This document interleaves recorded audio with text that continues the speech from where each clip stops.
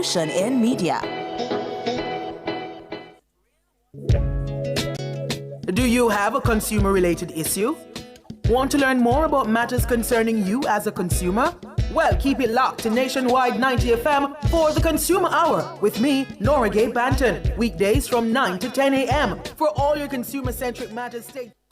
Ready to tackle that building project? Start right. Start here at H&L Rapid True Value for building supplies. The time by H&L Rapid True Value is Nationwide time, 5 o'clock. News at 5 teasers are brought to you by Advanced Scales and Equipment. Service is our total commitment. From the Nationwide News Network, comprehensive, incisive, tough. This is Nationwide at 5. Good afternoon, I'm Robianne Williams. And I'm Mahiri Stewart. In Nationwide News at this hour, technocrats of the Ministry of Transport defend the rural school bus program as value for money. Student attendance have increased by 95%, punctuality 90%, student safety 100%, and student off-campus loitering reduced to 10%. Visitors to the country for Carnival 2025 spent $3.76 billion. Education Minister still awaiting contributions from the JTA on the Jamaica Teaching Council JTC bill. Defense attorneys concerned that police personnel may have photographed and filmed the accused men in the Klansman gang trial. FID warns that it will take a zero-tolerance approach to persons who fail to honor the terms of pecuniary penalty orders. In news from the rest of the world, UN warns fuel shortages pushing Cuba towards humanitarian crisis. UN Security Council demands Iran halt attacks on Gulf states. In sports, Mount Pleasant makes CONCACAF Champions Cup debut tonight on America's West Coast. And later in our broadcast, in our cover story at 5:35, in delivering the opening of the 2026-27 budget debate, Finance Minister Fayval Williams announced several policy upgrades for the financial sector as part of measures to boost the availability of capital for reconstruction and growth. When I speak with the industry members, they point to several reforms that the government can do to have the sector produce more. I've gathered a list of reforms.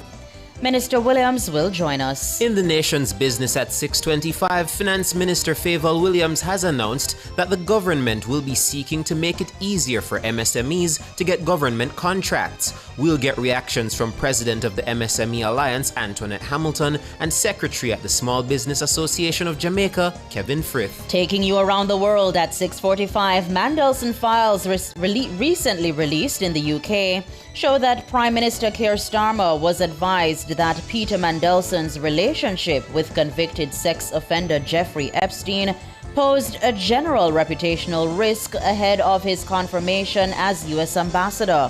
You'll hear more. At 7, it's the comments section with Shalois Michael and Mahiri Stewart. This evening, they're asking, do you pay attention to budget presentations? Give us your comments by logging on to our Facebook page, Nationwide News Network, and by tweeting us at Nationwide Radio, and message us on WhatsApp at 876-285-5693. You can also leave your comments on Instagram at Nationwide 90 FM. And at 8, it's Boyatings After Dark with Kareem Boyatings Weathers. All these and more as we take you home on air on your mobile, Nationwide 90 FM, RevoNews.ai, and on the Revo News app. It's available on Google Play and the App Store. This Wednesday afternoon, it's Wednesday, March 11, 2026.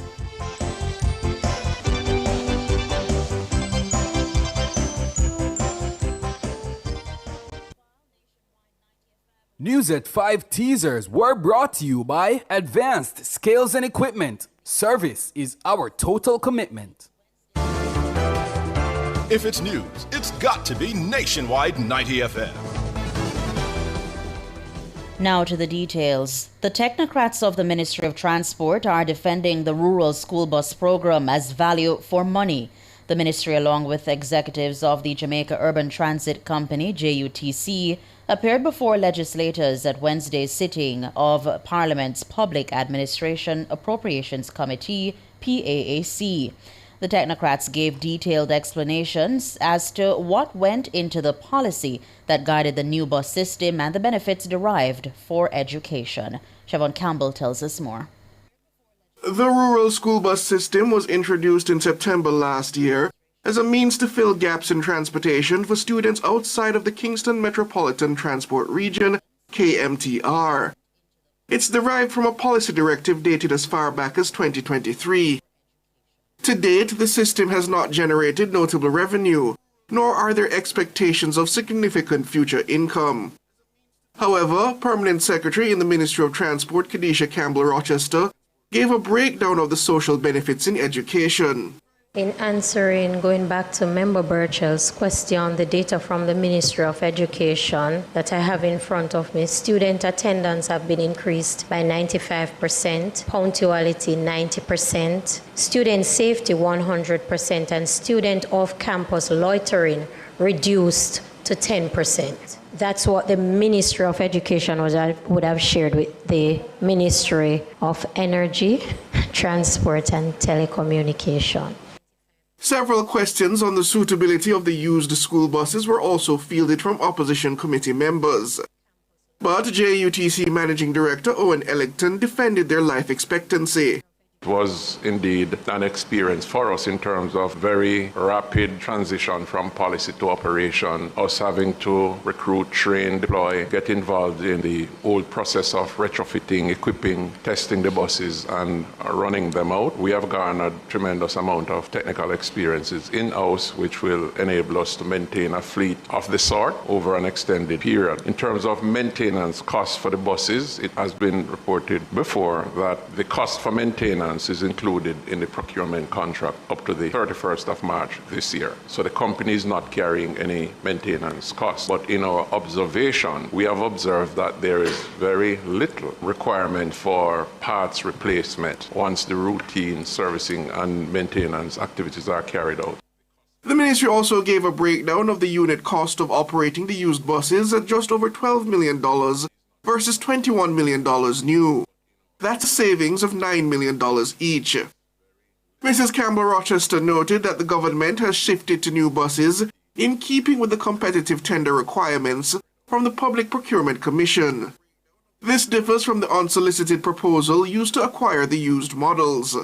Chairman, what informed the decision to move from the used buses to the new buses? The PPC. The PPC would have clearly indicated that we should go competitive going forward and they should be new buses. So they felt we weren't competitive with the decision we made before? I can't say how I would be interpreting their position. I'm telling you what was said in the document. In the document, okay. The Ministry of Transport says it's working closely with the Ministry of Education to ensure optimal usage and coverage of the school buses. Siobhan Campbell for Nationwide News. Meanwhile, Chief Technical Director in the Transport Ministry, Olive Wilson Cross, sought to dispel rumors that the buses were brought into the country without the proper pre-inspection. The buses are inspected. Sorry? There was no waiver of the inspection report, and when they come in as well, the ITA, Island Traffic Authority, has to certify the buses as well before the JUTC can put them into their system. So the pre-certification was done overseas before they came here. By Yes. whom? The first set of buses, the JUTC had a team going out with the supplier of the buses, and they looked at the buses to ensure that we were getting what is in the contract. And PAAC member Juliet Holness defended the school bus system, noting the benefits derived in her constituency. She called on her fellow parliamentarians and the wider Jamaican society to assess the system beyond a narrow financial perspective. I hear sometimes the concern about a government-operated system of transport that is supposed to be a social good, a benefit to citizens of the country, where we're always talking about how the loss. We need to establish what is a reasonable loss, because a loss is what it is going to operate at, and particularly as it relates to our children. I, as a mother, find it very critical that we safeguard the well-being of our children at school, and we should not be looking at thinking for a moment that privatized arrangements should supersede what the government is doing for the children. Juliet Holness, member of the PAAC. $3.76 billion. That's the amount spent directly into the economy by visiting patrons for the 2025 Carnival season. Tourism Minister Edmund Bartlett revealed the findings of the 2025 Carnival in Jamaica Economic Impact Study at Jamaica Pegasus Hotel in New Kingston on Wednesday. Khalesia Wright reports. Carnival is big business, and Carnival Jamaica is no exception. The study revealed that Carnival 2025 had an economic impact of $160 billion. It also highlighted that over 33 billion Jamaican dollars were generated in income across the economy as a result of the 2025 staging. Tourism Minister Edmund Bartlett says over $7 billion were recorded in direct expenditure by patrons. International patrons accounted for $3.76 billion of that amount. Direct spending related to Carnival reached $7.7 billion Jamaican dollars in 2025. Local revelers, approximately 7,400 of them, spent an average of $433,302 Jamaican dollars each, contributing roughly $3.1 billion Jamaican dollars in direct economic activity. International patrons, about 5,400 visitors, spent an average of US $5,320.89 each, with total direct visitor spending reaching 23.6 million US, or approximately 3.76 billion Jamaican dollars. According to Minister Bartlett, Carnival 2025 delivered significant returns on the investment to stage the event. The total cost for staging Carnival in Jamaica in 2025 was approximately 733 million Jamaican dollars. Against that, the total economic benefit generated was 165.7 million. So that translates to a cost-benefit ratio of $225.95 Jamaican for every single Jamaican dollar invested. A powerful ROI. Almost government as powerful as we in tourism, where we probably spend $20 million US for marketing and other things and turnover $4.5 billion US. Minister Bartlett says the economic impact of Carnival is far-reaching. Numbers like that do not whisper, they shout. They tell policymakers, investors and partners that Carnival is not just culturally exciting, it makes solid economic sense. That money did not stop at the gate.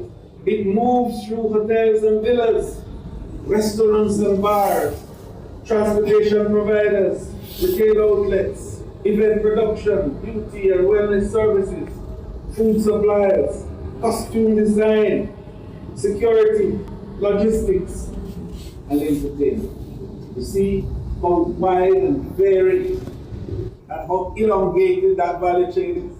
Khalesia Wright for Nationwide News. The government's plan to tax digital services is meant to address an unfair reality where local businesses carry the tax load while many online platforms do not. That's the word from Finance Minister Favour Williams. Taxing digital services ensures fairness, brings in much needed government revenues, keep our tax laws up to date with how people do business, and make sure big companies pay their share. Digital services taxation is now either in place or being discussed in over 100 countries. The tax on digital services is one of several measures being proposed by the government to help address the financial fallout from Hurricane Melissa. Speaking during her budget presentation on Tuesday, Minister Williams painted a grim picture of the silent struggles of local retail businesses. This as many Jamaicans turn to online services, which she says often fall outside the country's tax system.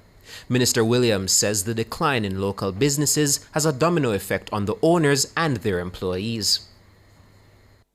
I want Jamaicans to consider that it's the people who work in these retail shops, these businesses who are affected when they close. It is the security guard who is no longer needed at the entrance or no longer needed to direct you where to park. It is the cleaning crew that comes in early in the morning or late at nights that are let go. It is the lease on the building, the electricity and water payments that are no longer made. So the next time you go to a little shop that used to sell little things that you like and it's no longer there, it probably fell victim to items coming in without GCT.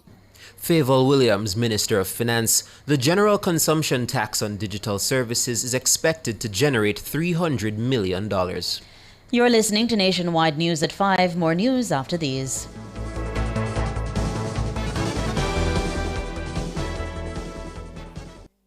See twice the style for less at IQ Optical. Buy one pair of glasses and get your second and third pair half price. Don't miss out. Call 876-929-7732 or visit IQ Optical today, where clarity never looked sharper. The time by IQ Optical is 5:15.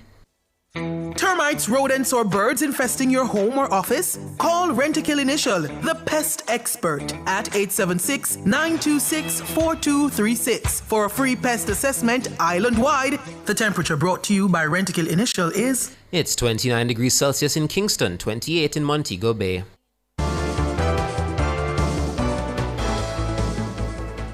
Continuing the news, Education Minister Senator Dr. Dana Morris Dixon says she's awaiting contributions from the Jamaica Teachers Association, JTA, on the Jamaica Teaching Council, JTC bill.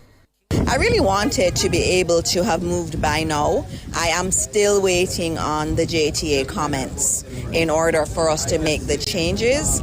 They had promised it from early February, but we've not been able to get that as yet. And so what I've had to do is to continue making adjustments to it. I heard their comments in the meeting, even though I haven't gotten anything officially from them. I've had to move forward, and we're going to be moving forward with the bill, and it will be coming back to Parliament in short order. The JTC bill, which seeks to regulate the teaching profession, was passed by Parliament last year after languishing for more than 2 decades. But following its passage, the proposed legislation was met with criticism from both the opposition and the JTA. While addressing the 2025 JTA conference, President Mark Malava described the bill in its current state as a disservice to the teaching profession. But other groups, such as the National Parent-Teacher Association of Jamaica and the Jamaica Independent Schools Association, are in support of the bill. Chairman of the Education Transformation Oversight Committee, Dr. Adrian Stokes, expressed concern last October that the bill had still not become law. Minister Morris Dixon says other stakeholder groups in the education sector have participated in consultation sessions regarding the bill. I wish we were further along than we are. As you all know, I had noted that we would have additional consultations, and we did those in January. We invited the Jamaica Teachers Association. We had the ecumenical group, which really represents the churches that have schools, and we even spoke to our students. They gave submissions, and the Youth Advisory Council also gave their submissions on the JTC bill. Senator Dr. Dana Morris Dixon, Minister of Education. A tense exchange erupted in the Klansman gang trial at the Supreme Court on Wednesday after defense attorneys raised concerns that police personnel may have photographed and filmed the accused men while they were being transported from the court compound. The issue surfaced during proceedings involving alleged gang leader Tesha Miller, who is on trial alongside 24 other accused men. Robian Williams reports. Defense attorney Tamika Harris told the court that on Tuesday, after proceedings ended, she observed police personnel taking photographs and videos of the defendants as they were being loaded into a police truck to leave the court precincts. She said the incident occurred sometime after 1 p.m. Harris said she immediately objected, noting that the men are currently on trial and have not yet been identified by the main witness in the case. While protesting, Harris said she was told, "You don't need for protesting now because all of them money a picture in the police database already." Presiding Judge Dale Palmer stated that there should be no circumstances under which images or videos of the accused are taken during the course of the trial. He said, "It is highly improper I cannot conceive of any proper basis for which that ought to be done. They are to be destroyed. Deputy Superintendent in charge of the facilities at the Supreme Court, Alfred MacDonald, was summoned to court to address the issue. He said he was aware of the matter but indicated that the situation was not as described. DSP MacDonald explained that the communication arm of the police, the Constabulary Communications Network, CCN, was conducting a feature on the SWAT team and had been capturing footage of the unit while on duty. According to him, the photographer had been informed that no images of any accused should be taken. He said when the truck was being loaded and the SWAT team was in position, the photographer captured footage of the unit. But Harris maintained that she personally saw the camera pointed directly at the location where the accused men were standing. The prosecutor argued that based on the explanation provided, the footage captured did not relate to the case or to the investigators involved in the trial. Defense attorney Patrita Gabidon also raised concerns. She told the court that her clients claim their pictures were taken and that the issue could compromise their identities. She suggested the equipment should be brought before the court for footage to be examined. But Justice Palmer noted that the trial was not currently at the stage where identification procedures were being conducted, adding that there could be no doc identification by anyone who does not purport to already know particular individuals. Still, he issued an order that out of an abundance of caution, any images taken, whether intentionally or inadvertently, must not be reproduced or shared. The judge also questioned what objective police would have in openly capturing footage of accused men during a trial, comparing it to someone entering the courtroom to take photographs. Harris remained unsatisfied with the explanation. She said, "With due respect, we care not what the objectives are and we can't make any assumptions, my lord. Stranger things have happened." Harris asked, "The media is aware that they're not allowed to take photographs, but the police are above the law? Is that the message we're sending?" Harris insisted the matter should go further and suggested that the police commissioner should explain why police personnel would be taking photos of accused men during an active trial. The judge requested to see the footage. DSP MacDonald told the court he had already contacted the relevant personnel and the request would be addressed by the afternoon. But the matter was later adjourned until Monday due to an administrative issue concerning legal representation for one of the defendants. Robeanne Williams for Nationwide News. World in a Minute is brought to you by ABC Electrical Sales. We make things as easy as ABC. Hose assembly and supply, equipping Jamaica for success. And Charles O'Connor Consulting Network, COCN, driven by international accounting standards, modern technology, and integrity. The World in a Minute. Fuel shortages in Cuba have triggered a growing humanitarian crisis, with the country's health system approaching a critical point. That's according to the United Nations. Speaking on Tuesday, the UN said the worsening situation is largely driven by the island's inability to import fuel, creating a severe energy crisis.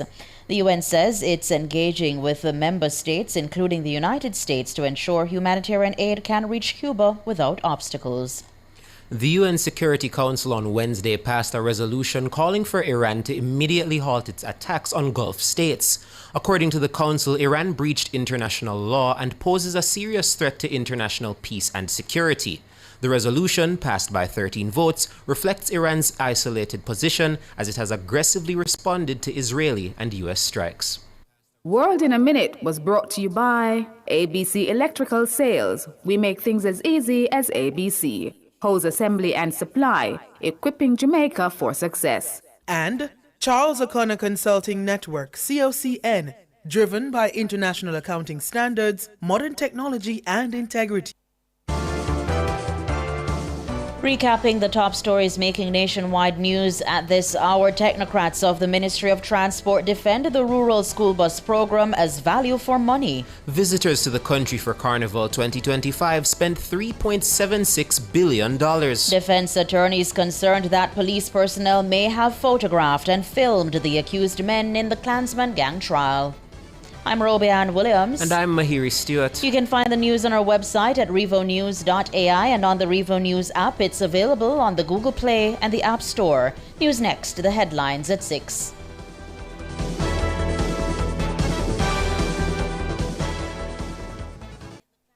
Unlock winnings, unlock value, unlock postpaid with Digicel. When you sign up, stay active or upgrade, you could win up to $1 million and more. Unlock winnings with Digicel. Authorized under Section 58.3 of the Betting, Gaming and Lotteries Act. Conditions apply. Promotion valid from February 6 to April 4. As a taxi man, every mickle make a muckle. I see him way so, BCIC easy pay stay. Having 11 months to pay my car and home insurance, little by little, puts me at ease. Exactly. With my type of business, I don't have to fret about pay a big money. Yet, I always covered. Get as much as 11 months to pay your car and home insurance while enjoying 100% coverage with BCIC Easy Pay. Sports at 5 is brought to you by Total Tools. Total Tools, every tool, every trade.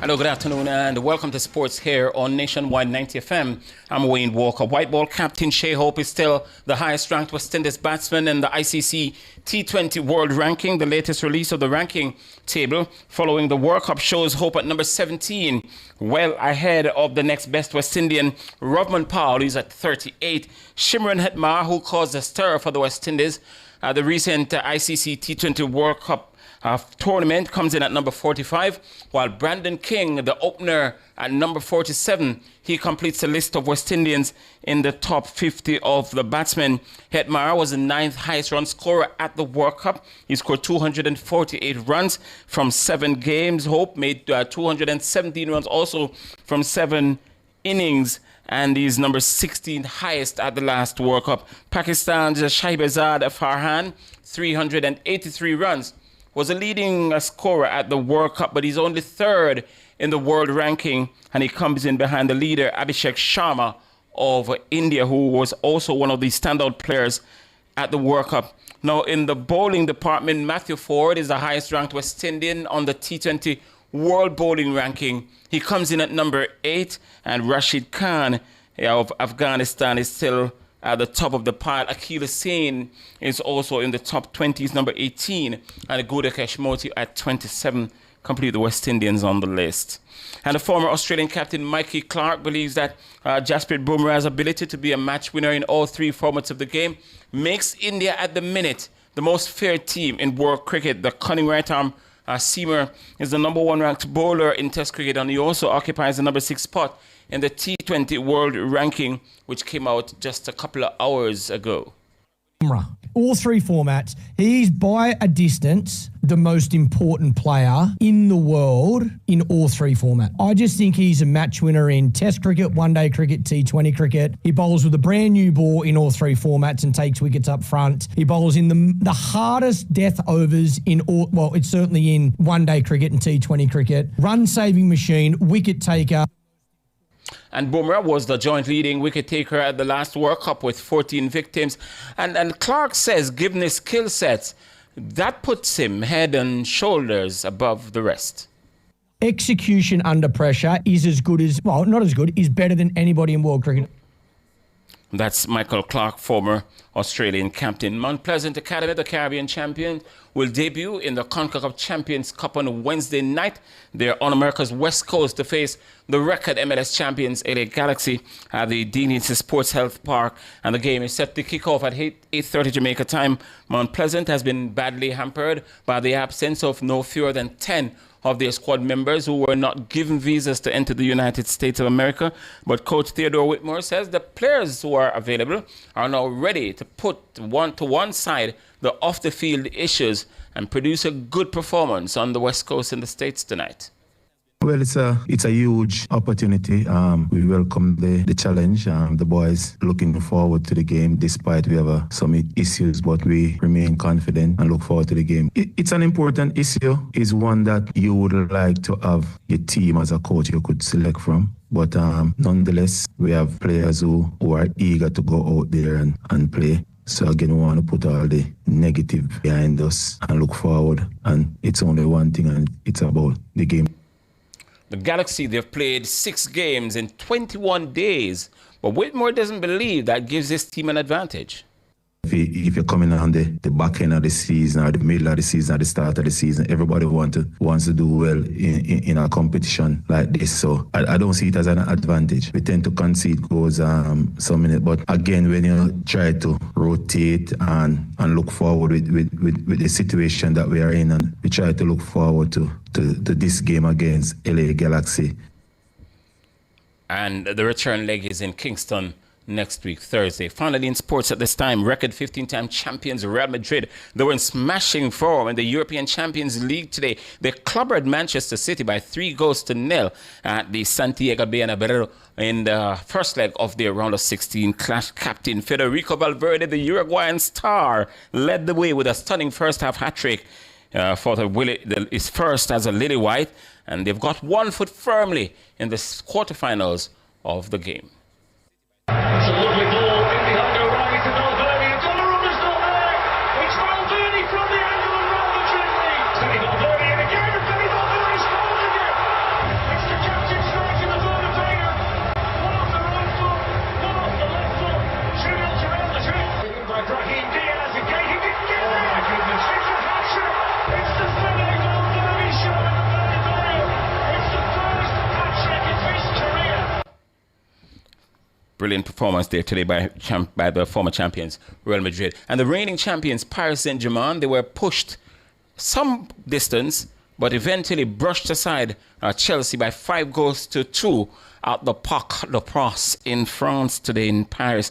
And the league leaders from England, Arsenal, they needed a late penalty from Kai Havertz to earn a 1-1 draw with Bayer Leverkusen at the Bay Arena, while Bodo Glimt easily brushed aside a Sporting Club by 3-0. The second legs in all 4 of these games will be played in about a week's time. Yeah, we've got to leave you there now at Sports Talk.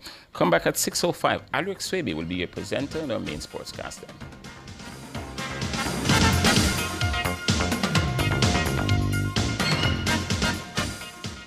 Sports at 5 was brought to you by Total Tools. Total Tools, every tool, every trade. For all your custom framing, printing, graphic design, and purchase of art, Make It Frame Art Jamaica Limited, serving you for over 40 years. The time by Frame Art Jamaica is 5:32. The Leadership Conference of Choice is back. Transform super managers into superior leaders at the Make Your Mark Middle Managers Leadership Conference, Jamaica Pegasus Hotel and online, May 6 to 7. Sponsored by Caledonia Outdoor Advertising, Visual Tech Solutions, Intelligent Multimedia Limited, CIBC Caribbean Bank, and Visual Vibe. Register now for Middle Managers Conference, May 6 to 7 at makeyourmarkgroup.com. Every day, Rosie has a glass of fruit drink with breakfast, an energy drink on the way to work, a flavored water with lunch, and 2 glasses of soda with dinner, which adds up to more than 50 teaspoons of sugar a day. And all that extra sugar could bring on obesity. Are we drinking ourselves sick? 71% of Jamaicans support attacks on sugary drinks. Help tackle obesity and protect our children's future. A message from the Heart Foundation of Jamaica. Gee, you know say Mikey no come? Hold on. No, sir. That sound like consumption. What that? Tuberculosis, aka TB. Now all time something like that. After nobody now get that again. So you think TB still about? If you have a cough for more than 2 weeks with fever, night sweats, and weight loss, go to your doctor or health center and get tested now. Let's be vigilant and stop the spread of TB infections. A message from the Ministry of Health and Wellness.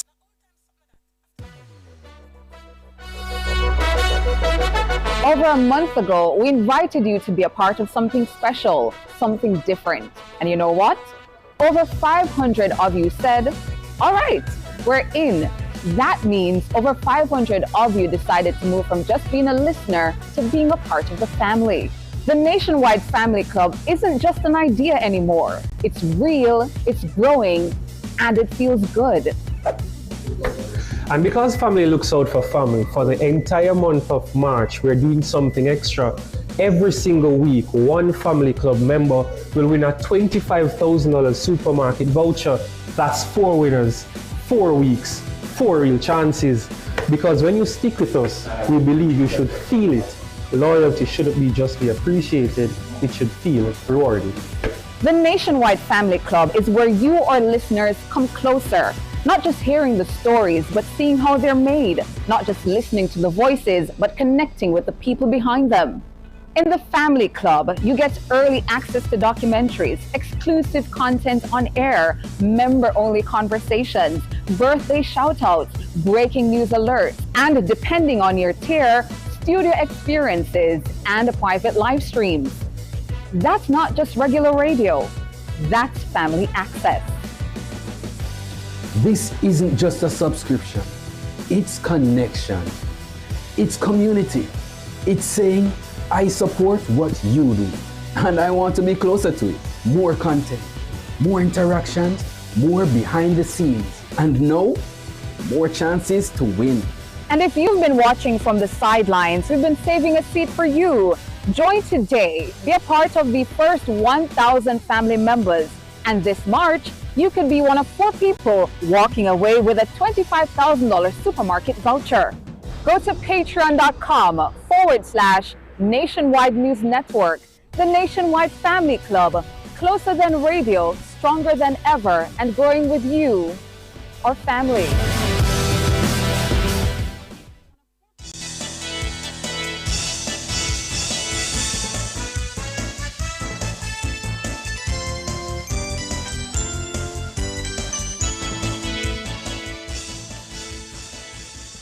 Good afternoon, listeners and viewers. Welcome. It's time for Nationwide at 5, and it is the cover story. I'm Siobhan Campbell. And, as you know, it is budget debate season, and Finance Minister Favour Williams opened the 2025-2026 budget debate in the House of Representatives on Tuesday.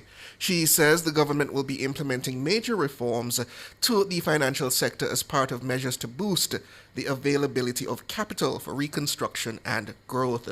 Minister Williams announced that pension funds will also be allowed to invest a larger portion of their assets in private companies. She also announced other reforms to unlock more idle capital for economic growth.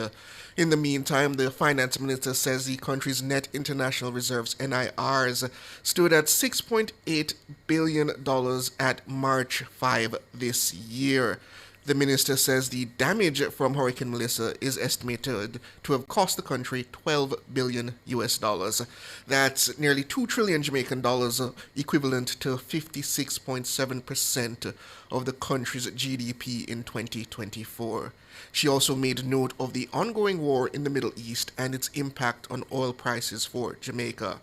The minister says the government is working to ensure the NIR remains resilient and amid geopolitical shocks, rather. She says that she also had good news for players in the medium, small, and micro enterprises, noting that their complaints about government procurement have not fallen on deaf ears.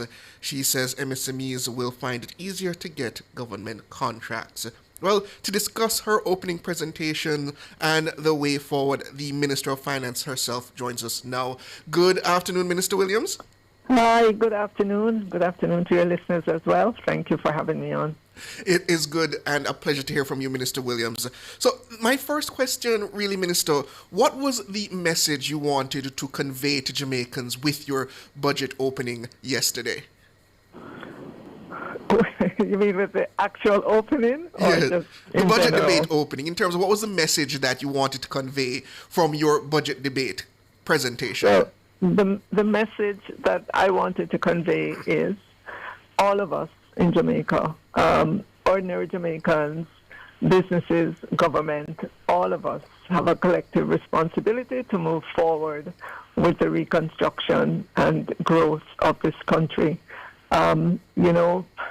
We were hit with a Category 5 hurricane that just left the western part of the island in very bad shape. We have to reconstruct. We have to bring it back. We have to help to bring back the lives of persons. We have to help them to bring back their homes, which we are doing right now. It is going to take a significant effort on all our parts to do that. But as part of my message, I wanted to indicate that the government is ready. The government has been out there, all the arms of government. But we also need our financial sector to come on board in a bigger way than they're able to do right now. And hence the reforms that were mentioned that would get them in a place where they can make meaningful contribution to the growth, to the reconstruction efforts. And it's fair to say that this is a reconstruction budget in terms of unlocking that necessary capital to funnel into areas where it is necessary to bring the economy back on track after Hurricane Melissa. But I think a lot of Jamaicans, they don't make that link between what I consider the technical aspects of your presentation yesterday when you spoke about pension assets, the market for the fixed income market for trading, things like that. Can you break that down for the average Jamaican so that they understand what this means for them? Okay, so I'll start with the pension. Many of us who work, in the private sector, we contribute to pension. And that pension has to be invested so that you are sure of, adequate an adequate pension when you retire. Yes. It gets invested because you have to keep up with inflation and you want to do better than inflation. So there's a motivation of pension funds to look for sound investments that can deliver strong returns to the pensioners, so that in making the payment, you are able to provide them with adequate or close to adequate funding for their retirement years. It's important that the pension funds have access to those kinds of investments that can deliver the returns. Obviously, we're always mindful of the risk environment, and therefore we're careful in terms of what we prescribe for pension funds to do. And that is what I tried to do yesterday in moving that ratio from 5% of their assets, the monies that they have under management.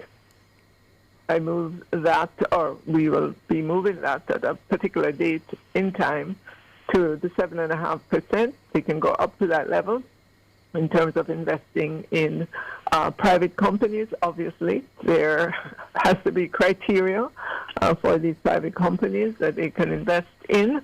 And I know within pension funds, you have analysts whose job it is to take a look at investments and make sure that they are within the parameters of the fund and so on. The 5% that they have has been there for a very long time now. Pension funds have grown up over the last several decades. Their risk management is more robust than it used to be in the past. And taking a small step in terms of the 2.5%, it will be meaningful for the economy. And there's no fear that this slight easing in terms of increasing the asset cap is going to impact or make the pension schemes more risky for those individuals who are relying on them for their future retirement? No, well, that's why I say that's why I say we're being careful. Yes. We didn't go from 5% to 20%, because then your question would be very appropriate. We went from 5% to 7.5%. We will assess how that is doing before we make another step. So it's very measured in terms of what we're doing. But a 2.5% going from 5 to 7.5 means $21.2 billion that would become available. And that would be useful for many of these private companies that need that capital in order to fuel their recovery efforts. Minister, please stay with us. We're up on a break, and I want to come back and talk about that fixed income trading platform to get some details on that.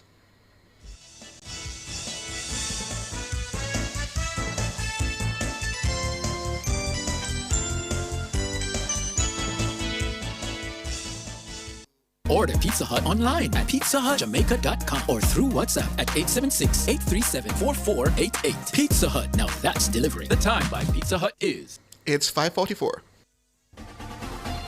For all your electrical needs, visit ABC Electrical Sales. They stock a wide variety of electrical supplies including plugs, switches, panel boards and conduits, plus energy-saving fixtures. ABC Electrical Sales stocks brands like GE, Siemens, Philips, Cutler Hammer, and Allen Bradley. They also offer free island-wide delivery just to suit your needs. Visit them at Shop 8, Hagley Park Plaza, Kingston 10, or call 876-754-3714-5 or 876-754-3825-8. ABC Electrical Sales, for a better choice in the electrical business. Remember the first time, the first glance, the first touch. This Easter weekend, rediscover that feeling at Couples Resorts. Escape to a couples-only all-inclusive paradise with gourmet dine-in, premium cocktails, and unforgettable ocean views, all included. Jamaican residents can celebrate your Easter escape with exclusive rates from $405 USD per night, valid through April 30th. Visit couples.com/residents. Couples Resorts, like the first time, every time. Unlock winnings, unlock value, unlock postpaid with Digicel. Sign up for your postpaid plan now, win $1 million. When you sign up and unlock postpaid with Digicel, you can win up to $1 million and more. Just sign up or switch to postpaid, upgrade or activate an add-on in the My Digicel app. Pay your bill in full on time and you can win an iPhone 17 Pro Max every week. A bill write-off up to $10 grand, a grand prize of $1 million. Unlock winnings with Digicel. Better connected. Authorized under Section 58 of the Betting, Gaming and Lotteries Act. Conditions apply. Promotion valid from February 6th to April 4th.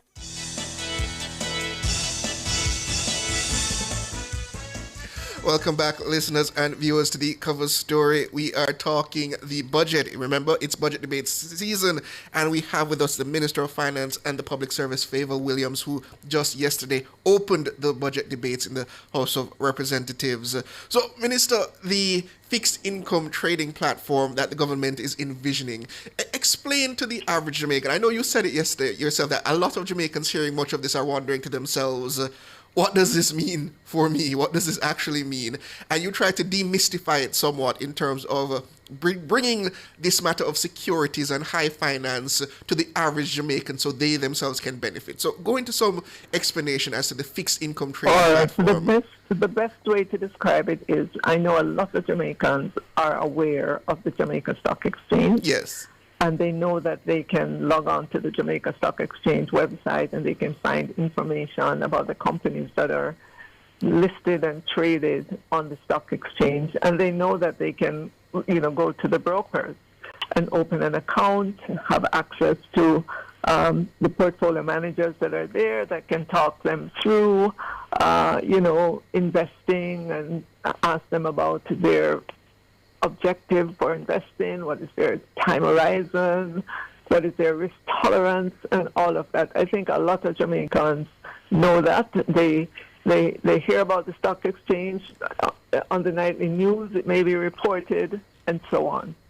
We want to create the same thing for the bond market, which is trading in fixed income. We want to create a more transparent market where they can have information, where they can have the freedom to go into brokers and sit and discuss and make an investment in a fixed income instrument.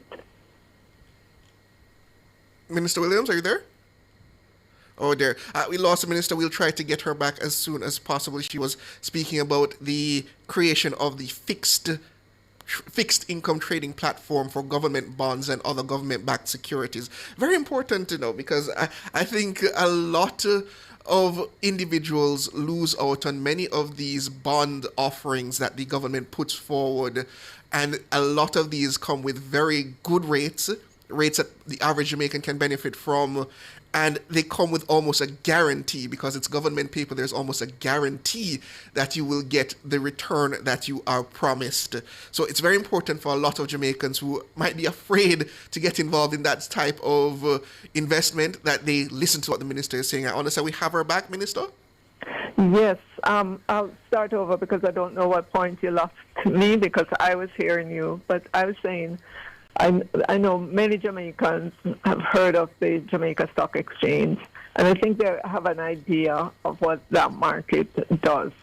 It's the same thing we'd like to create for the bond market, the fixed income market, where instruments are traded and made accessible to local Jamaicans through the brokerage community, so they can go in, open an account, have a conversation with the portfolio manager to talk about their time horizon, their investment objective, their risk tolerance, and get some knowledge about what they are about to do. So we want to create that same kind of marketplace for the fixed income market. What's going to be important? That's where the government issues debt.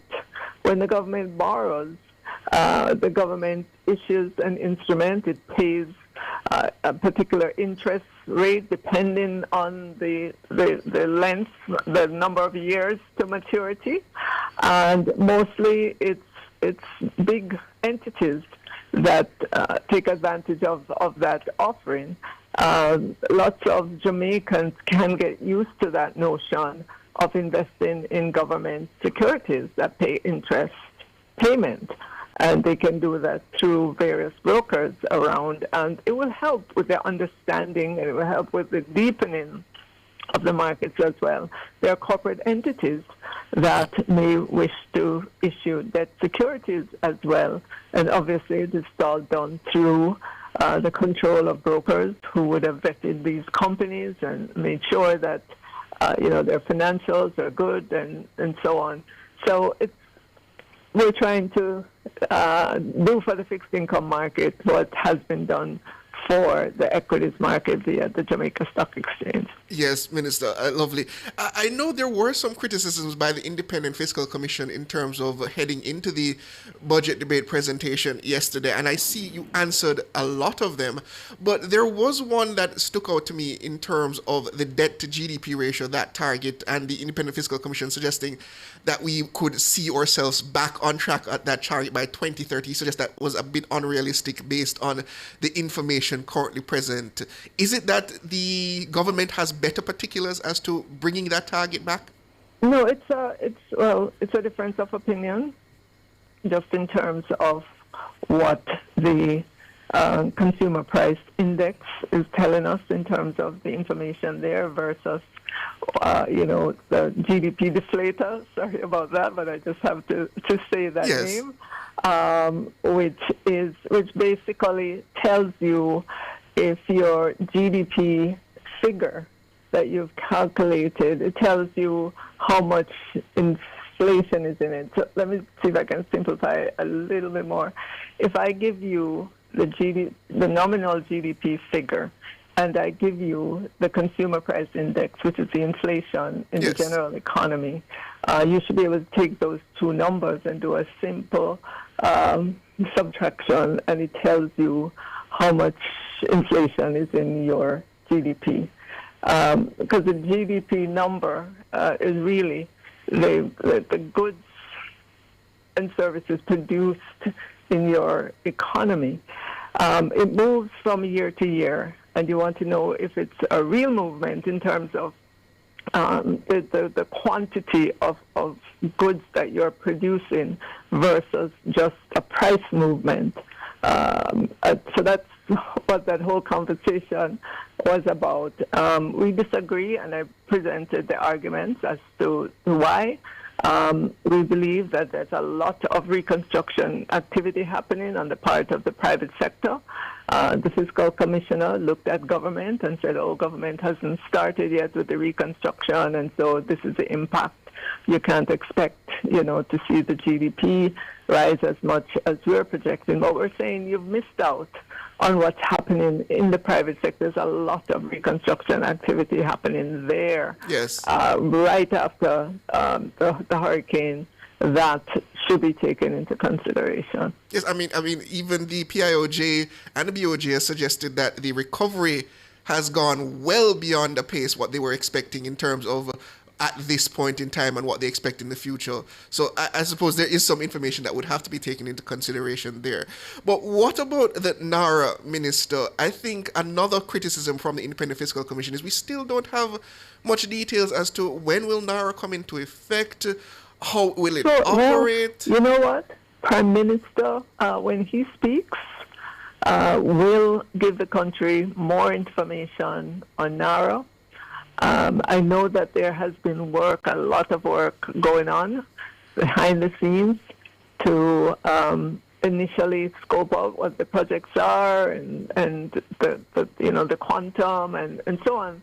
And I'm sure Prime Minister will be very happy to unveil what NARA is, how it will be operationalized, and how we will be moving forward with it.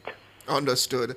And then, Minister, the carve-out for MSMEs in terms of a public procurement, one of the concerns raised yesterday by the private sector was that they still might end up being competing with the larger players. How do you ensure that they do get this benefit of government contracts? Okay, I'm glad you asked that. I'm very excited about this. Maybe a month or so ago, the Small Business Association executive came in to see me, and that was their primary complaint. And I took it on. I told them I would, and I spoke to her, or I spoke to many persons, and here is what I found out that I did put into the speech, that there are set-asides in law for MSMEs. We want to focus more on the small and medium, small and micro, I should say. They're below the 75 million threshold. So government entities will be required to set aside a percentage of their budgets for micro and small. And the percentage will be decided on, and we will indicate that to entities. The MDAs will be required to look in their budget and spend that part of their budget only with micro and small enterprises. Right now, when you look at the procurement rules, it allows single source competition up to a threshold. So, for example, up to $3 million, you can do a single source for goods and service. And up to $5 million, you can do single source for works. And that would be, construction, building maintenance, and so on. Above these thresholds, it will be a competitive process, which restrictive competition or open national competition, depending on the value of the purchase. But what I'm indicating is the direction in which we're moving. Yes, the 3 million, the 5 million may sound, like a small amount, but to a small businessman, that's a big deal. Right, exactly. To a small company. So we are starting to do some hand-holding because there's a registration process. You have to also demonstrate that you fall into this category in terms of your turnover or your revenues. So we're going to clear the path for these companies, these small companies, because they're the companies that will, we should help to grow into big companies. So I'm pretty excited about this, to work on this and to see it happen. It has been provided in law, but it was never acted upon. And then finally, Minister, the decision to announce the revenue measures ahead of the budget, was that taken collectively as a cabinet decision, or did you take it upon yourself to make that a necessity? So first off, it was the fiscal commissioner that pointed out that, for years, for decades, Ministers have gone to Parliament, laid the budget books, but they've kept, whatever measures, positive or negative, close to their chest and don't make that announcement until they stand up to speak in Parliament. And he says this is contrary to what the law requires, and especially since the fiscal commissioner has to make an assessment of the budget. This should be something that should be known. This was discussed in cabinet, and it was the collective decision led by Prime Minister to publish this. We're a government that talks about transparency. We're a government that has to abide by our own rules.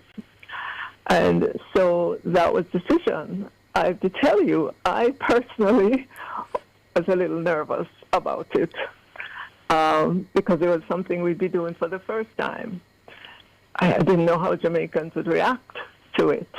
But I knew just because of the new regime that we're in with the fiscal commissioner, that was something that we had to take that step to do. And I think it was welcomed by Jamaicans. There is no mystery now when we open the budget debate. Persons will have had a chance to see and know and discuss and talk about. And I think we're better for it as a democracy. Transparency is always good, Minister, especially when it comes to matters of governance. That is Minister of Finance and the Public Service, Favour Williams. Thank you for joining us, Minister. I wish we had more time, but unfortunately, it is upon us. All right, thank you for having me. Have a good evening, Minister. That is it for the cover story. This is the headlines, and we come back here, listeners, at 6:25.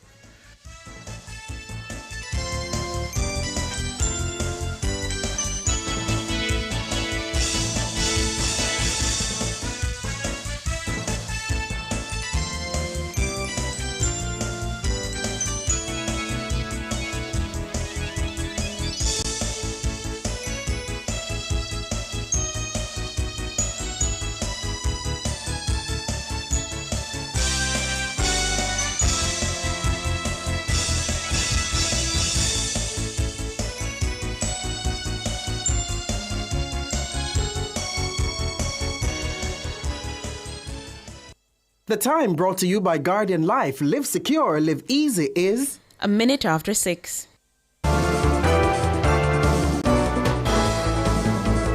Nationwide headlines at 6.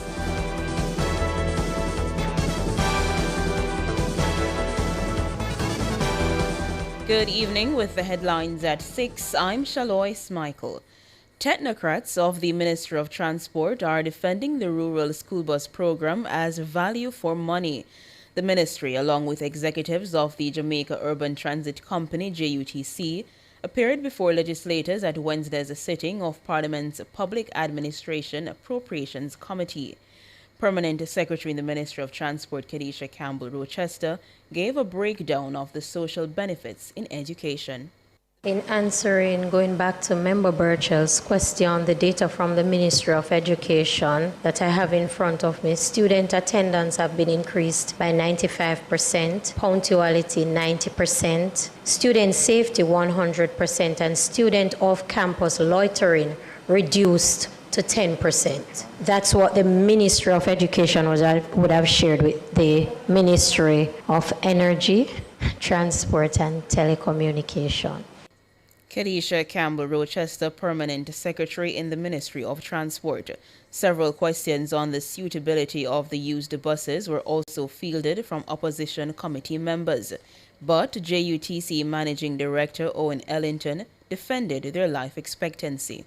It was indeed an experience for us in terms of very rapid transition from policy to operation, us having to recruit, train, deploy, get involved in the old process of retrofitting, equipping, testing the buses and running them out. We have garnered a tremendous amount of technical experiences in-house, which will enable us to maintain a fleet of the sort over an extended period. In terms of maintenance costs for the buses, it has been reported before that the cost for maintenance maintenance is included in the procurement contract up to the 31st of March this year. So the company is not carrying any maintenance costs. But in our observation, we have observed that there is very little requirement for parts replacement once the routine servicing and maintenance activities are carried out. Owen Ellington, Managing Director of the JUTC. Meanwhile, a Chief Technical Director in the Transport Ministry, Olive Wilson Cross, sought to dispel rumors that the buses were brought into the country without the proper pre-inspection. The buses are inspected. Sorry? There was no waiver of the inspection report, and when they come in as well, the ITA, Island Traffic Authority, has to certify the buses as well before the JUTC can put them into their system. So the pre-certification was done overseas before they came here. By Yes. whom? The first set of buses, the JUTC had a team going out with the supplier of the buses, and they looked at the buses to ensure that we were getting what is in the contract. Olive Wilson Cross, Chief Technical Director in the Transport Ministry. The government's plan to tax digital services is meant to address an unfair reality where local businesses carry the tax load while many online platforms do not. That's the word from Finance Minister Favour Williams. Taxing digital services ensures fairness, brings in much needed government revenues, keep our tax laws up to date with how people do business, and make sure big companies pay their share. Digital services taxation is now either in place or being discussed in over 100 countries. Speaking during her budget presentation on Tuesday, Minister Williams painted a grim picture of the silent struggles of local retail businesses. This as many Jamaicans turn to online services, which she says often fall outside the country's tax system. Minister Williams says the decline in local businesses has a domino effect on the owners and their employees.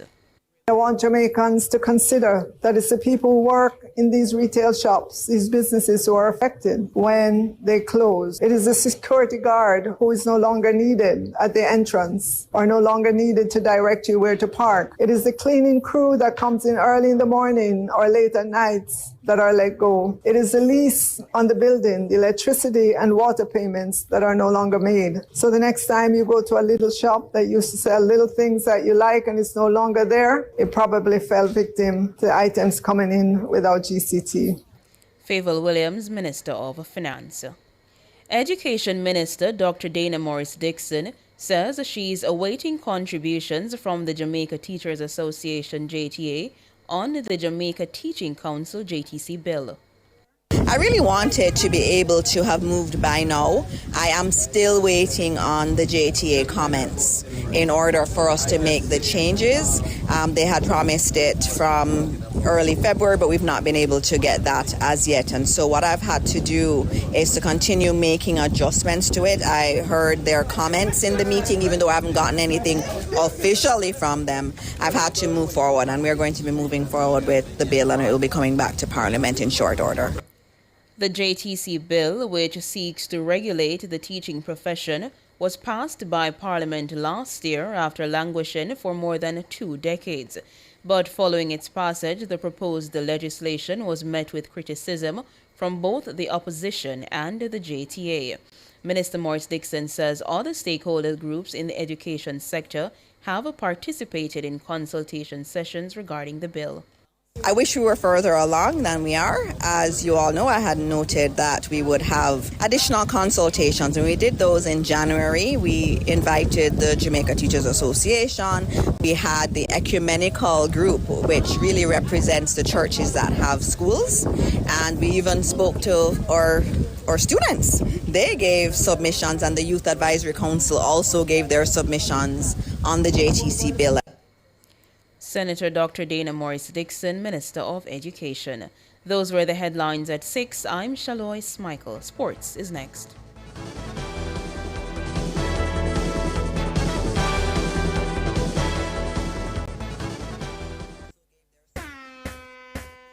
From the biggest tracks to the biggest energy, Nationwide keeps it moving.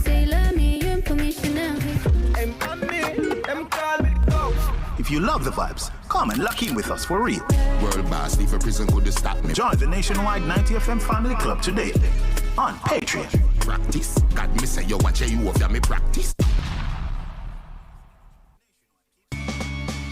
Enough power tool, big to small. Chaka my figure dig the wall. Upper total tools. Weed whacker figure trim the lawn. We have everything a job demand. Total tools. We rent them, sell them and fix them. Also give Total Tools a call. When I say home improvement, landscape construction, a Total Tools are your option. Home improvement, landscape construction, Total Tools are your option. Total Tools located at 102 Main Street, Ocho Rios, 34 Slibe Road, Kingston. And lot C6 Jacksaw, Sentence Bay. Call us today.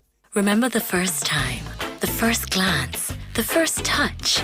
This Easter weekend, rediscover that feeling at Couples Resorts. Escape to a couples-only all-inclusive paradise with gourmet dine-in, premium cocktails, and unforgettable ocean views, all included.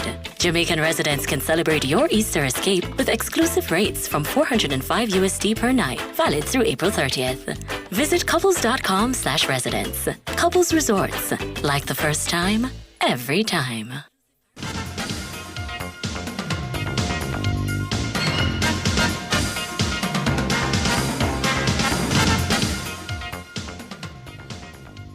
Good evening with your sports report. I am Alrix Swaby. We bowl things off with some cricket as white ball captain Shea Hope is still the highest ranked West Indies T20 batsman in the ICC World Rankings. The latest release of the rankings table following the World Cup shows Hope at number 17, well ahead of the next best West Indian Rovman Powell at number 38. Shimron Hetmyer, who caused a stir for the West Indies at the recent World Cup, comes in at 45, while Brandon King at 47 closed out the West Indians in the top 50. Hetmyer was the 9th highest run scorer at the tournament with 248 runs from 7 games. Hope's 217 from 7 games made him the 16th highest scorer. Pakistan Shahibzada Farhan with 383 was a leading scorer at the World Cup, but he's third in the world rankings behind leader Abhishek Sharma of India. In the bowling rankings, Matthew Ford is the highest ranked West Indies player at 8th. Akhil Hussain is 18th and Gudakesh Moti 27. Rashid Khan of Afghanistan is top of the pile. Now, former Australian captain Michael Clarke believes Jasprit Bumrah's ability to be a match winner in all 3 formats of the game makes India the most feared team in the world cricket. The cunning right-arm seamer is the number 1 ranked bowler in Test cricket and also occupies the 6th spot in T20 internationals in latest ICC rankings. All 3 formats, he's by a distance the most important player in the world in all 3 formats. I just think he's a match winner in Test cricket, one-day cricket, T20 cricket. He bowls with a brand new ball in all 3 formats and takes wickets up front. He bowls in the hardest death overs in all, well, it's certainly in one-day cricket and T20 cricket. Run-saving machine, wicket taker. Bumrah was also the joint leading wicket-taker at the recent ICC T20 World Cup with 14 victims. Clarke says Bumrah's skill set puts him head and shoulders above his peers. Execution under pressure is as good as, well, not as good, is better than anybody in world cricket. Michael Clarke. Now to some footballers. Caribbean champions Mount Pleasant Academy debut in the Conca Cup Champions Cup on Wednesday when they face 6-time Major League Soccer champions LA Galaxy in the first leg of their round of 16 tie at the Dignity Sport Health Park at 8:30 p.m. Jamaica time. Mount Pleasant has been badly hampered by the absence of 10 members of the squad who did not receive visas to enter the United States. Coach Theodore Whitmore says they are ready to put the off-field issues to one side and produce a good showing on the West Coast. Well, it's a huge opportunity. We welcome the challenge. The boys looking forward to the game despite we have some issues, but we remain confident and look forward to the game. It's an important issue. It's one that you would like to have your team as a coach you could select from. But nonetheless, we have players who are eager to go out there and play. So again, we want to put all the negative behind us and look forward. And it's only one thing, and it's about the game. Now, LA Galaxy has played 6 games in the last 21 days, but Whitmore doesn't think that gives his team an advantage. if you're coming on the back end of the season or the middle of the season or the start of the season, everybody wants to do well in a competition like this. So I don't see it as an advantage. We tend to concede goals some minutes, but again, when you try to rotate and look forward with the situation that we are in, and we try to look forward to this game against LA Galaxy. Theodore Whitmore. The return leg is in Kingston next Thursday at the National Stadium. Now, Jamaica College were crowned champions of the Issa Urban Burger King Under 14 football competition after defeating rivals Kingston College 4-3 on penalties in an exciting final at Stadium East on Wednesday. The closely contested match ended 1-1 at the end of regulation time, forcing the championship to be decided from the penalty spot. Both teams displayed impressive skills and determination throughout the match, creating chances and keeping spectators on edge. After trading goals during regulation, neither side could find the decisive winner before the final whistle.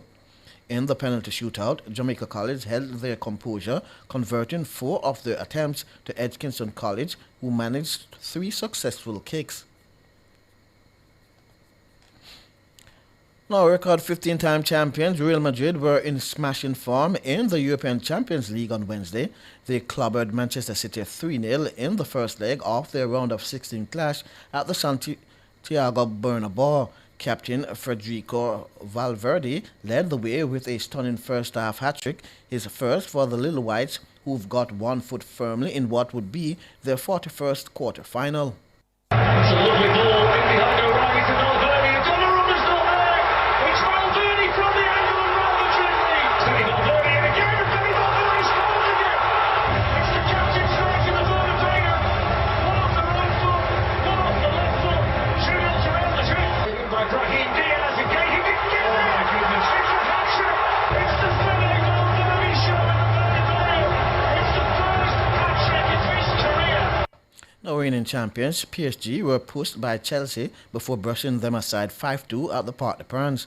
Premier League leaders Arsenal needed a late penalty from Kai Havertz to earn a 1-1 draw with Bayern Leverkusen at the Bay Arena, while Bodo Glimt easily brushed aside Sporting Club 3-0. The second legs in all 4 ties will be played in a week's time. Now, the Jamaica Paralympic Association joined the rest of the world on Wednesday in celebrating Paralympic Day, a global observance highlighting the achievements of para-athletes and the transformative power of sport. Paralympic Day is celebrated internationally as a tribute to the International Paralympic Committee's movement and the joy of sport shared by millions of people worldwide. The day emphasized fitness, well-being, sports culture, and educational opportunities, while promoting the core Paralympic values of determination, inspiration, courage, and equality. Physiotherapist Dr. Roxine Thomas, who has been part of several Paralympic teams over the years, says the recognition of the day provides another avenue for athletes to inspire others. I think it gives them a lot of exposure. It helps them to tell the world that, look, not because you have suffered an injury that allowed you to become disabled, or not because you have a disease that allowed you to become disabled, means that life ends. You are still able to go about your day, do whatever activities of daily living, and also still compete in sports. And I think because sports is such a community building phenomenon, it will inspire others to push past whatever disabilities they have to not only join sports but live a normal life. Now, Dr. Thomas is also encouraging Jamaicans to lend greater support to the country's para-athletes, pointing out that stronger national backing can help athletes continue to excel and motivate future generations. Velocity Fest is the 21st of March. Our para-athletes will be coming out to be able to get their times, come out and support them. When we have any event that is being put on by JPA, come out and support them. When our athletes go abroad to, the different type of games, Commonwealth, or even the Paralympics, support them as how you support the able-bodied athletes, because that's how we will improve the visibility of the sport and the athletes who compete. Dr. Roxine Thomas. Now to horse racing as El Etihad Thames powered over the line in the Queen's Mother Champion Chase to earn trainer William Mullins his third win of Day 2 at Cheltenham Festival. Majborough was the odds-on favourite to claim victory in the big race of the day, but a poor jumping display made it an impossible victory. A mistake at the final fence almost cost El Etihad Tempo the win, but jockey Paul Tound steered him home over the line at the festival's first Ladies' Day in 5 years. He's nearly down. Ilete Tall regathers the momentum. He's still clear halfway up the run-in, and it's Townend and Mullins in the BetMGM Queen Mother Champion Chase. Ilete Tall has run the bragging to win. Okay, so that was El Etihad Tempo winning the Queen's Mother Champion. I'm Alex Raby, and that's your sports.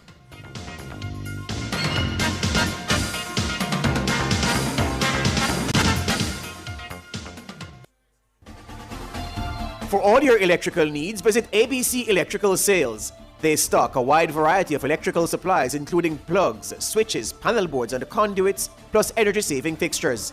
ABC Electrical Sales stocks brands like GE, Siemens, Philips, Cutler Hammer and Allen Bradley. They also offer free island-wide delivery just to suit your needs.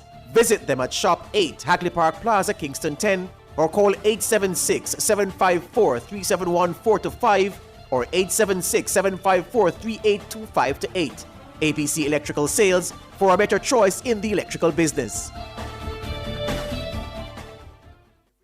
Tune in to Cliff Hughes Online on March 12 from 10 a.m. to 1 p.m. as we broadcast live from the World School Meals Day at the Mona Heights Primary School. Join nutrition professionals, advocates, parents, and students as we discuss nutrition, healthy school meals, and the National School Nutrition Policy. Together, we'll tackle one big question: how do we feed the future we want for our children? Don't miss this edutaining live broadcast. Tune in to Cliff Hughes Online on March 12 from 10 a.m. to 1 p.m. It's the World School Meals Day at Mona Heights Primary School. Get a taste of the change our children deserve. Catch our broadcast on our YouTube channel at Nationwide 90 FM Live 2, or keep your channels locked to Nationwide 90 FM, the new revolution in media. This broadcast is brought to you by the Jamaica Youth Advocacy Network.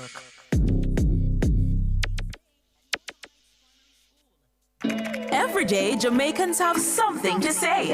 In the group chats, on social media, in the streets, there's a place where it all comes together. The comment section. This is not a lecture. This is not a call-in show. This is the hottest topics of the day, filtered through real opinions, real WhatsApp messages, real voice notes, real reactions.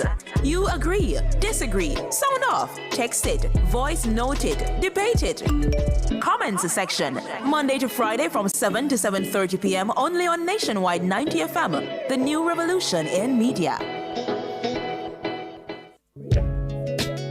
Do you have a consumer-related issue?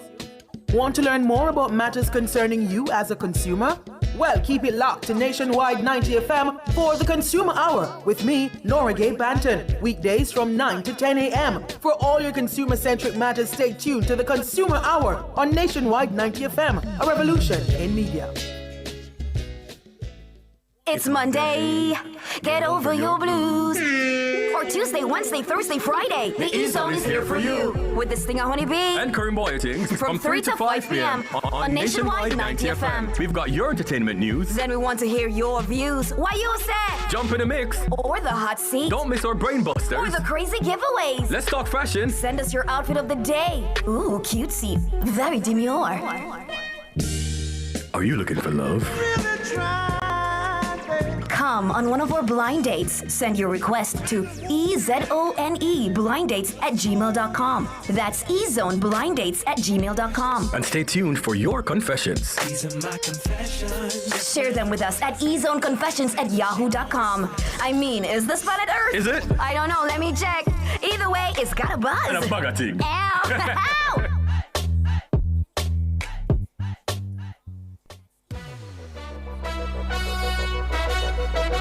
Over a month ago, we invited you to be a part of something special, something different. And you know what?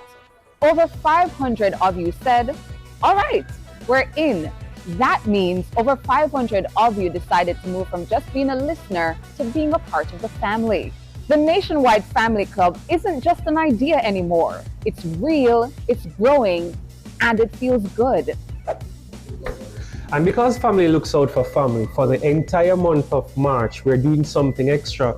Every single week, one family club member will win a $25,000 supermarket voucher. That's 4 winners, 4 weeks, 4 real chances. Because when you stick with us, we believe you should feel it. Loyalty shouldn't just be appreciated, it should feel rewarded. The Nationwide Family Club is where you, our listeners, come closer. Not just hearing the stories, but seeing how they're made. Not just listening to the voices, but connecting with the people behind them. In the Family Club, you get early access to documentaries, exclusive content on air, member-only conversations, birthday shout-outs, breaking news alerts, and depending on your tier, studio experiences and private live streams. That's not just regular radio, that's family access. This isn't just a subscription, it's connection, it's community, it's saying, I support what you do, and I want to be closer to it. More content, more interactions, more behind the scenes, and no, more chances to win. And if you've been watching from the sidelines, we've been saving a seat for you. Join today, be a part of the first 1,000 family members, and this March, you could be one of 4 people walking away with a $25,000 supermarket voucher. Go to patreon.com/Nationwide News Network, the Nationwide Family Club, closer than radio, stronger than ever, and growing with you, our family.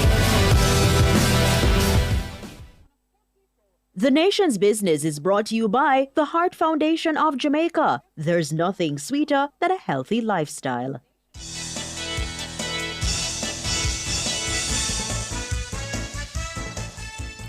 Welcome back, listeners, viewers. Good evening. It is now time for the Nation's Business, and we're going to be seeking reactions to the Finance Minister's opening of the budget debate yesterday from the small and medium business associations. During her contribution to the budget debate on Tuesday, the Finance Minister, Favour Williams, had good news for players in the medium, small and micro enterprises sector, noting that their complaints about government procurement have not fallen on deaf ears. In the upcoming financial year, we will also advance the implementation of the public procurement set-asides framework, which allows portion of government procurement to be reserved for Jamaican suppliers, including micro and small enterprises. In partnership, Madam Speaker, with the Public Procurement Commission, we will establish and maintain a verified list of qualifying MSME suppliers to enable procuring entities to easily identify eligible businesses when applying the set-asides provisions. That's Minister of Finance Favour Williams. She also says MSMEs will find it easier to get government contracts. The Ministry will issue a renewed directive to public bodies mandating utilization of the set-aside order with special emphasis on micro-enterprises with annual turnover below $15 million and small enterprises with turnover between $15 million and $75 million. At the same time, Madam Speaker, we will continue working with the Public Procurement Commission to simplify and streamline the supplier registration system so that businesses can more easily enter the public procurement market government. Favour Williams, Minister of Finance and the Public Service. Well, to discuss further, we're joined by the President of the MSME Alliance, that's Antoinette Hamilton, and Secretary of the Small Business Association of Jamaica, Kevin Frith. Good evening, ladies and gentlemen. Good evening. Thanks for having me. Good evening to you both. Starting with you, Antoinette Hamilton, your reaction to the news from the Minister regarding making it easier for the smaller businesses to get access to government contracts. Well, we're happy to hear that the Minister wants to advance the implementation of this. I know last year in the budget she would have mentioned the set-aside, and I am aware, because we were involved in the process, that they are working on the process, and so we're hoping that by the end of this budget cycle, it will be implemented. So it is a positive thing. And what I did like about the presentation was that the minister emphasized the micro and small entities and also the need for capacity building, because it's one thing to have the set aside, but if businesses are not aware of this opportunity, then it's not going to be as effective as it is intended to be. So the MSME Alliance is ready to work with the minister to help with that capacity building that she spoke about. Understood. And from where you sit, Mr. Frith? Yeah, so I think that the minister is not only just making an announcement, but she's also acting, because as it is now, we at the SBAJ met with the minister recently, and on March 26th, there's an event that we're having with the SBAJ and the PPC, in collaboration with the Ministry of Finance, which is basically to help small businesses to understand the procurement process in receiving government contracts. And this will be held at the Exim Bank on March 26th. So where things are already in train to make sure that small businesses benefit from this 20% allocation. And so far, we have been working with the PPC office, and we have their full support, and which is moving along nicely. So I would imagine that going forward, the SBAJ, we're making sure that the small businesses understand properly what it means to qualify and put themselves in order to be able to take on the government contracts that are available. Understood. And Antoinette Hamilton, I spoke to the minister earlier, and she did allude to it, and you alluded to it just a minute there ago, that this was in collaboration with both of your organizations. Actually, she sat with both of you, and you explained that you'd like for this to happen, and she committed to making sure it went into effect. Is the way she delivered it in terms of the budget debate and what she has promised as the way forward, is it up to the expectations that were laid out during those initial meetings? I believe so, and I know that she can't mention everything, but one of the challenges that we had discussed was the lengthy requirement to actually access government contracts, yes. Government contracts. So having a reduced or a lessened format for MSMEs would be more practical, because, as you know, most of our MSMEs, they're micro, they're small. Some of them may not have the capacity in terms of the knowledge as to how to complete these forms, these technical terms they're not familiar with. And so they might, source services of a third party to help them. And so if it is that the requirements are less and, it's not as onerous, then that is something that would add to, the benefit that comes with this set aside. Because if that is not addressed, it's going to still be difficult for them to access it. So I know that she's not able to speak on all the technical aspect of it, but I'm sure that the PPC is working on that side, and we're looking forward to see what that will look like. And you, Mr. Frith, you just spoke to that initiative with the Exim Bank. It seems there's going to be a level of hand-holding on the part of the government to assist the small businesses with getting their credentials in order to get access to those government contracts. Do you think enough is being done on that front?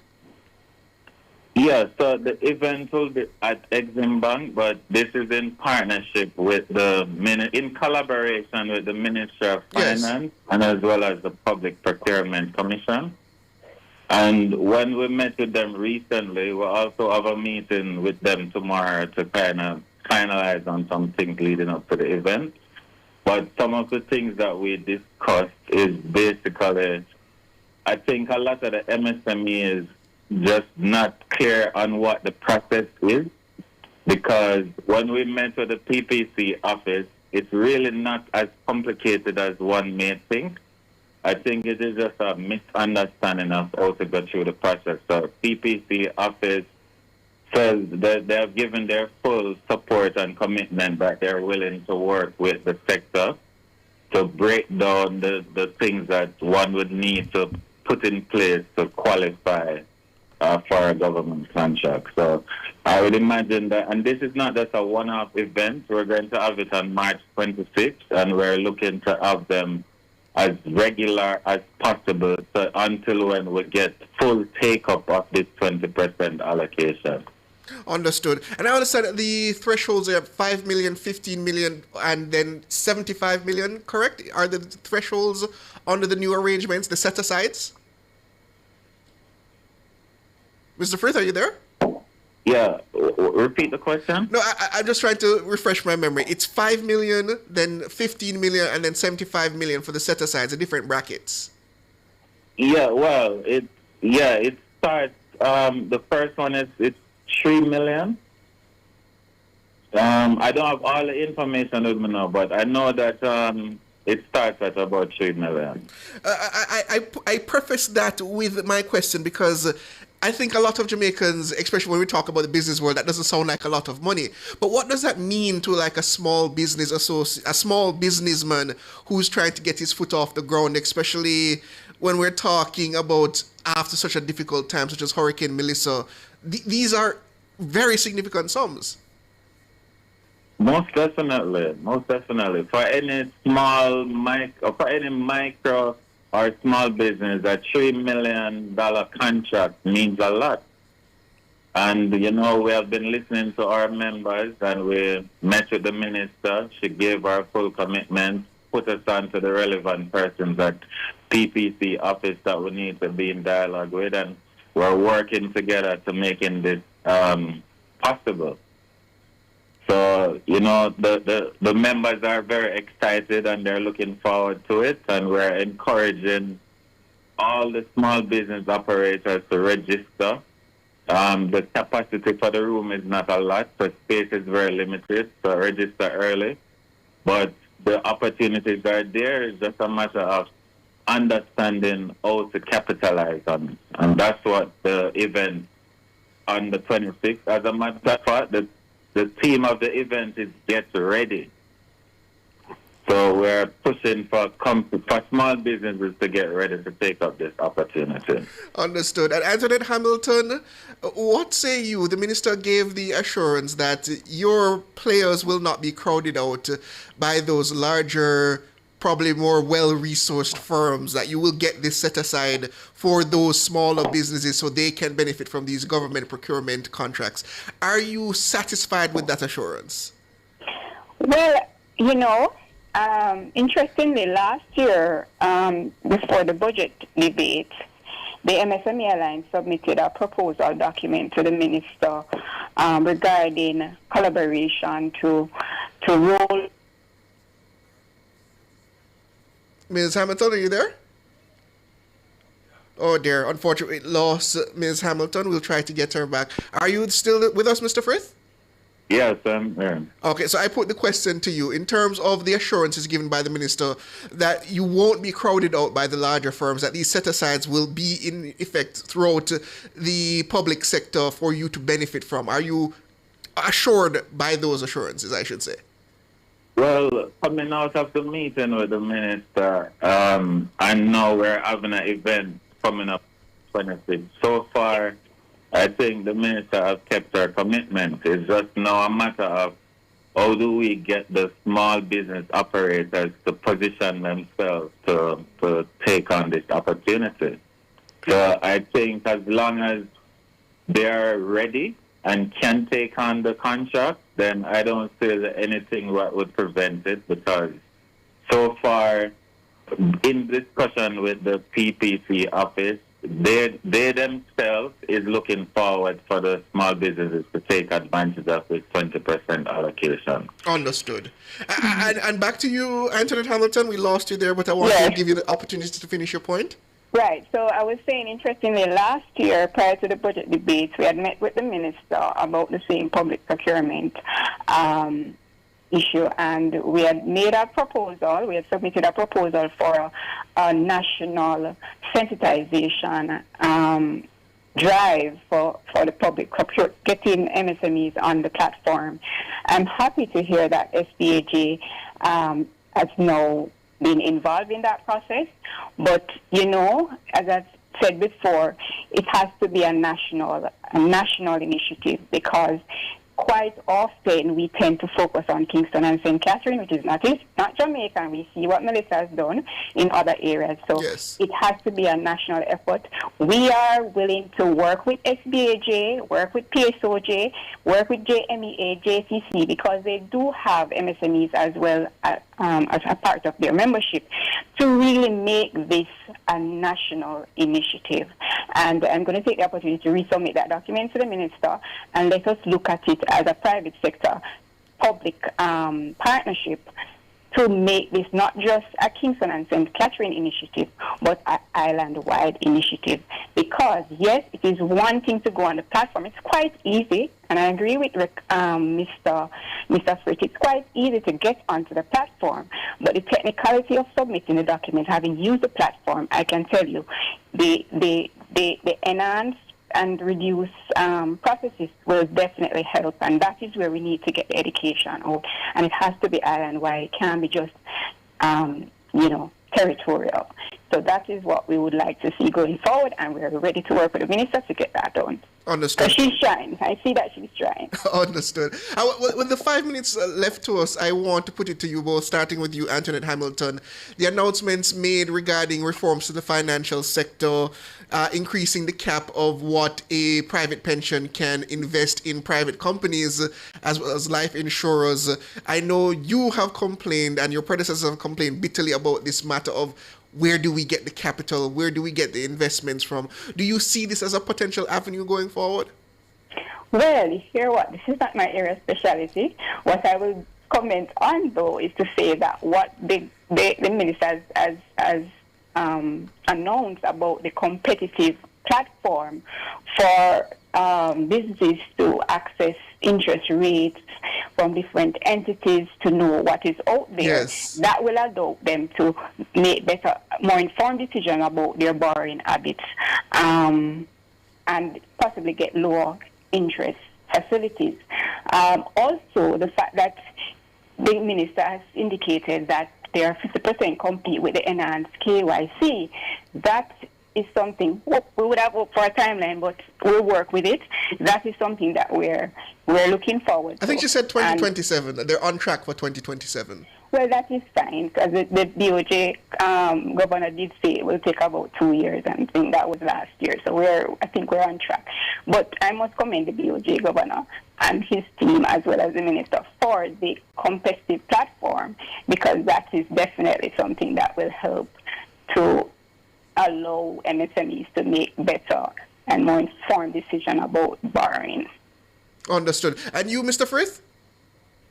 Yeah, well, I welcome the minister announcement as to a strategy to free up more capital in the market for investment in businesses. And at SBAJ, what we're doing is to prepare our members to be able to can qualify for such an investment, because one of the issues we realize is that there is a difficulty in raising capital, but a lot of the times it has to do with the business operation. They're just not prepared for such a transaction. So we have been spending some time to see how we're able to prepare our members to can receive additional capital. So we welcome the minister initiative in opening the market for that. Understood.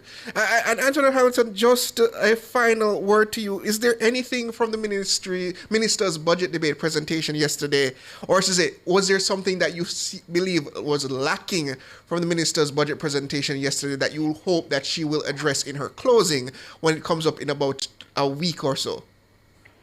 Well, we haven't spoken about, first of all, we interact mainly with the Ministry of Industry, Investment and Commerce, and for quite some time now we have been talking about how is it that we grow export, how is it that we increase trade, and trade facilitation is something that we need to spend more time on, as well as would have mentioned last year, Minister would have mentioned last year about digitization and the importance of that in helping MSMEs. So the digitization of the public sector, we would want to know where that is at this point, as well as in terms of trade facilitation. What are we doing there to increase trade, especially among MSMEs? I think that was somewhat missing.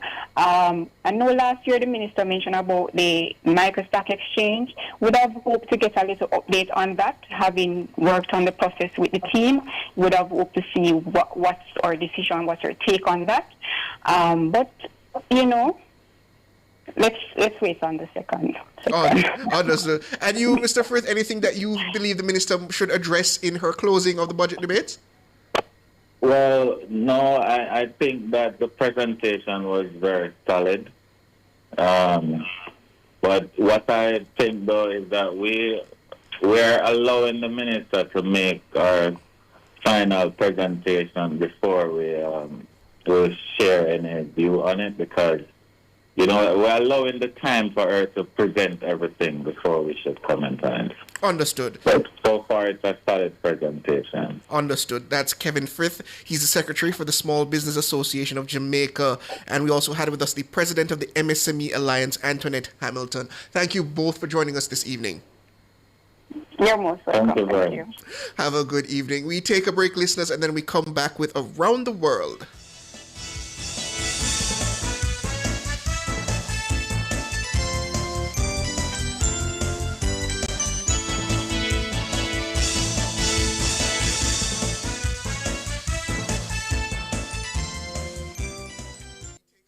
The Nation's Business was brought to you by the Heart Foundation of Jamaica. There's nothing sweeter than a healthy lifestyle.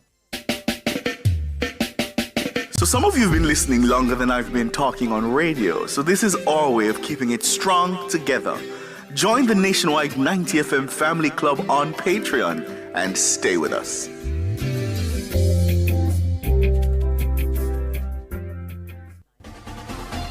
For all your electrical needs, visit ABC Electrical Sales. They stock a wide variety of electrical supplies, including plugs, switches, panel boards, and conduits, plus energy-saving fixtures. ABC Electrical Sales stocks brands like GE, Siemens, Philips, Cutler Hammer, and Allen Bradley. They also offer free island-wide delivery just to suit your needs. Visit them at Shop 8, Hagley Park Plaza, Kingston 10, or call 876-754-3714-5 or 876-754-3825-8. ABC Electrical Sales, for a better choice in the electrical business.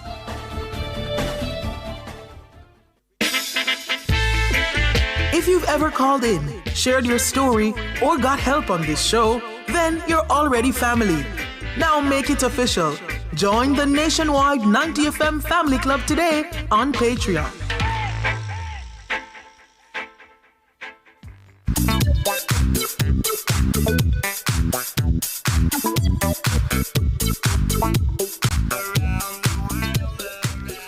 Welcome back, listeners, viewers. We're going around the world again, and we are going to take a trip to the United Kingdom, where recent released files show that the Prime Minister, Sir Keir Starmer, was advised that Peter Mandelson's relationship with convicted sex offender Jeffrey Epstein posed a general reputational risk ahead of his confirmation as U.S. ambassador.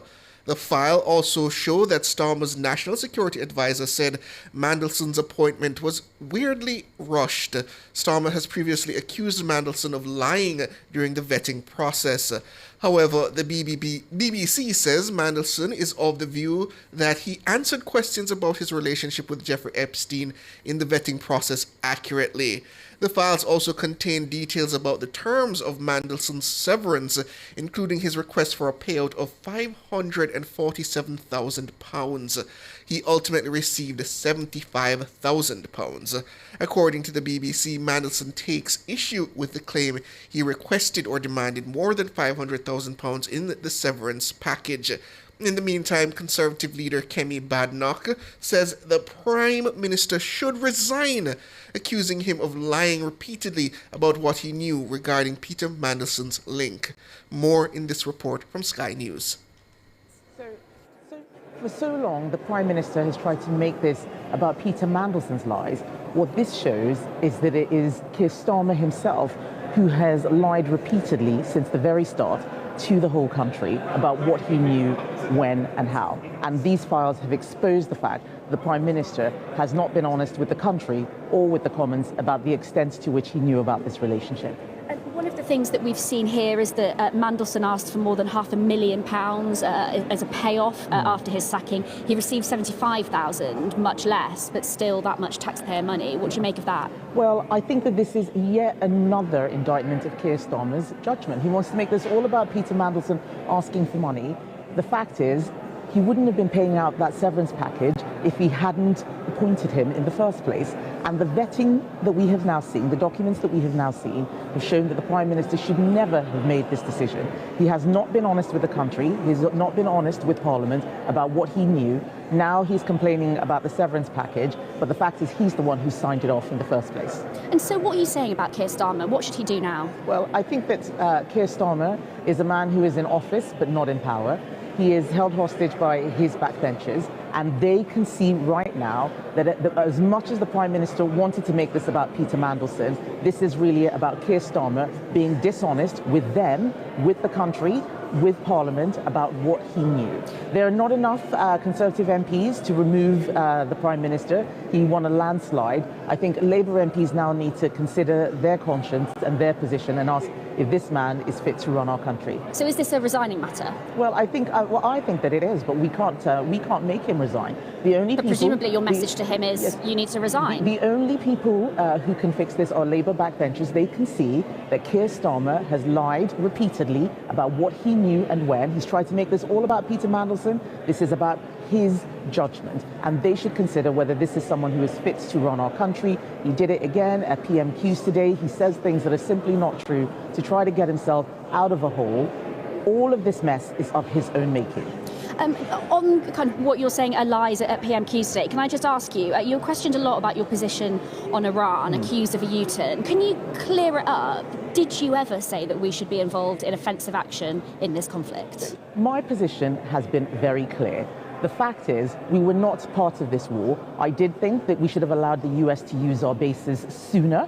In the end, the Prime Minister U-turned and did that. I did say that if people are striking at British bases, then we should launch offensive action. I used the phrase, it's not enough to catch the arrows, we should stop the archer. Offensive action is getting involved in the war, though. Well, but the Prime Minister, the Deputy Prime Minister, has actually agreed with me. He said the same thing on BBC on Friday. What the Prime Minister is doing is muddling up loads of things which he perfectly understands and hoping that he can confuse the country. It is yet another example, like with the Mandelson case, of telling people things that he knows are not true to get himself out of a hole. He was asked 6 questions on fuel duty. He did not want to talk about fuel duty, something that he can control. He should not be increasing fuel duty. Instead, he decided to go on about the war in a bit of whataboutery. This is a man who will lie to get himself out of a difficult position. I think that is appalling. I think that he should be considering his position. And what the release of the Mandelson files has shown is that this is not just about Peter Mandelson. This is about the Prime Minister,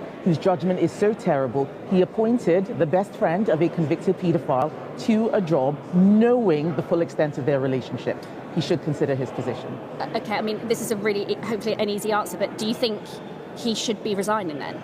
Well, I've said this already multiple times on what he's doing to the economy, on what he's been doing to our veterans, on what he's done on the Mandelson case, just not being able to run the country. He is in office and not in power. It's a yes, but all then, I can, isn't it? all I can do is tell Labour MPs who have the power, do you think that this man is fit to run our country? I don't think so. We should have an honest Prime Minister. There you have it. Jeffrey Epstein. I think that's the gift a lot of national leaders at this point they wish would stop giving. And Keir Starmer, just to remind listeners, the next time UK elections are due is 2029. So barely into his tenure, he has become exceedingly and continually embattled with scandal after scandal, rocking his administration. And you really have to ask the question, will he be able to see out the term? Will he make it to 2029 before further questions are asked of him to step down? But we still have one more agenda on the list, a bit closer to home, so to speak, As we struggle with the increasing fuel costs, the 32 members of the International Energy Agency, that's the IEA, has agreed on Wednesday to release 400 million barrels of oil reserves. The move comes after 3 commercial ships were damaged by unknown projectiles in the Strait of Hormuz. Iran's Islamic Revolutionary Guard Corps has pledged that it will not allow any oil through the waterway. The IEA, which includes the UK and the United States, has more than 1.2 billion barrels of emergency stockpiles, with a further 600 million barrels of industry stocks under government obligation. It says the emergency stocks will be made available to the market over a time frame appropriate to the national circumstances of each member country. Meanwhile, Japan's Ministry of Economy, Trade and Industry said it would release about 80 million barrels from its private and national oil reserves. More in this report from Reuters. Oil prices retreat on reports the IEA plans the biggest release of reserves in history. But will that really calm the market?